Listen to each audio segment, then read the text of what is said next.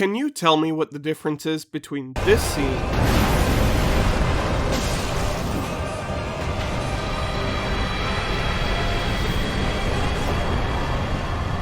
and this one?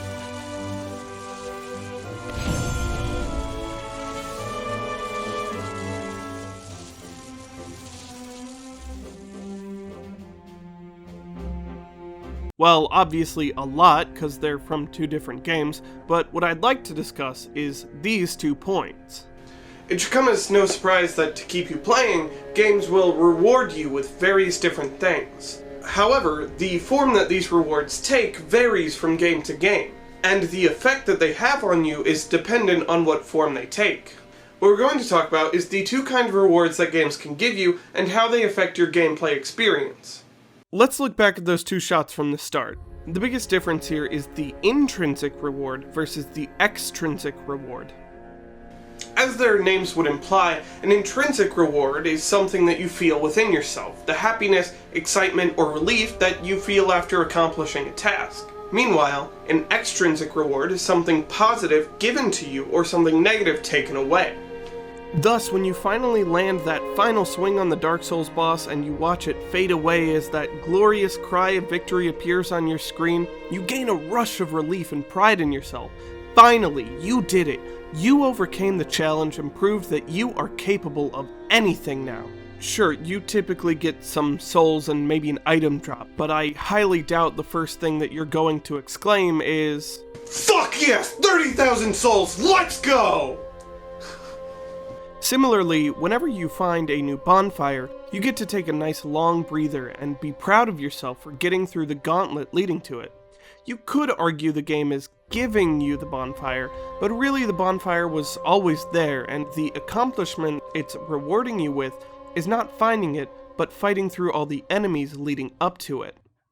Now, on the opposite side of the spectrum, Monster Hunter is built upon a system that requires you to keep killing the same challenging beasts over and over until you've learned their patterns so thoroughly that you can blast through what used to be a 45-minute hunt in only 5 to 10 minutes. Naturally, the intrinsic reward of killing the same thing over and over is gonna fade fast. Thus, we're gonna need something to keep us going.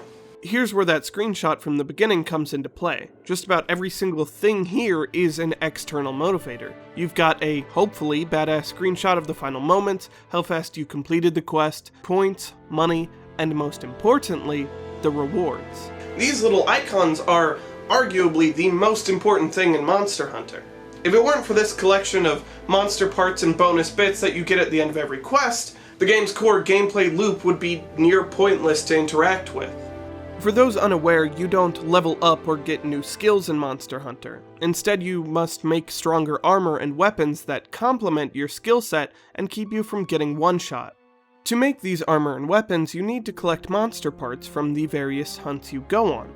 You could make the claim that choosing which set of armor or weapon you want to make is an intrinsic motivator, but kind of like the opposite of the bonfire argument, the sets are enticing you with either a cool appearance or skills that will make your life easier.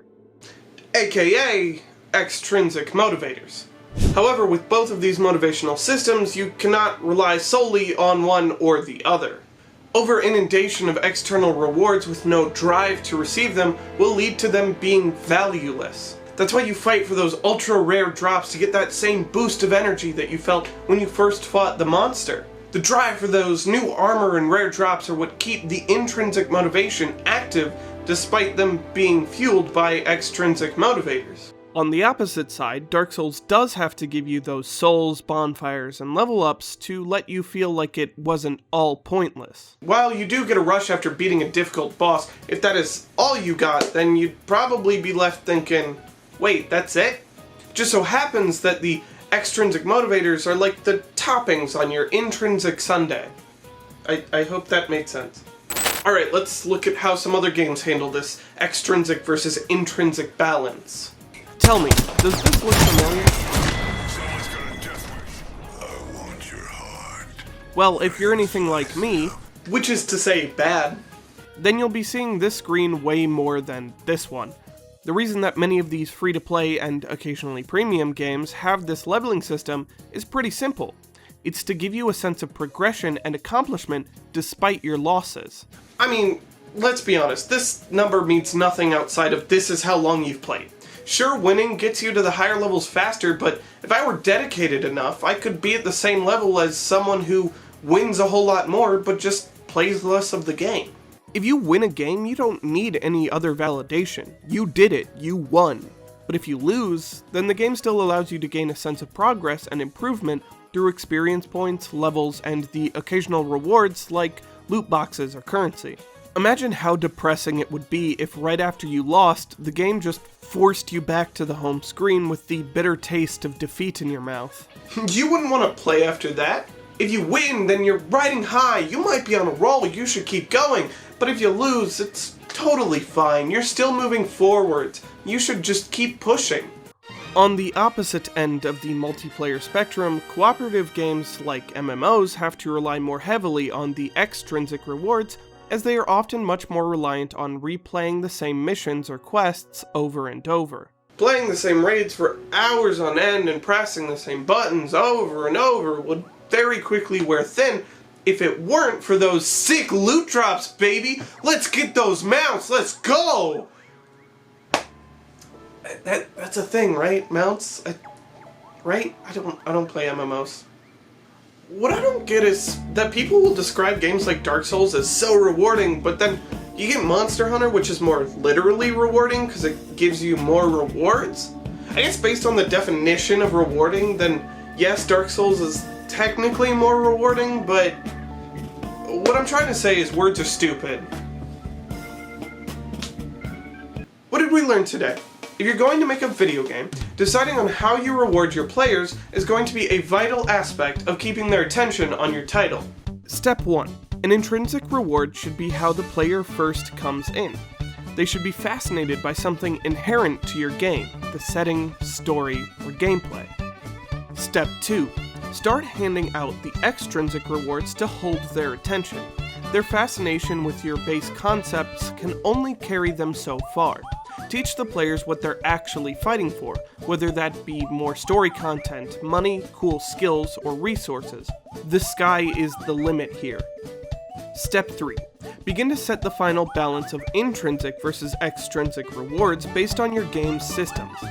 If you have a very grind-heavy, multiple-run game, then you'll need to lean more on giving the player rewards to keep them interested in repeating the same tasks ad nauseum.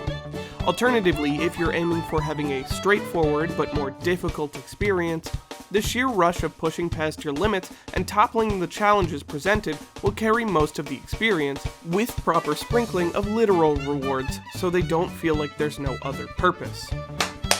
I didn't really know how to end this.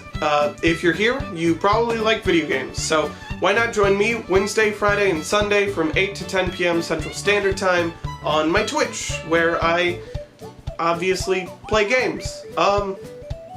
It's always a hot mess.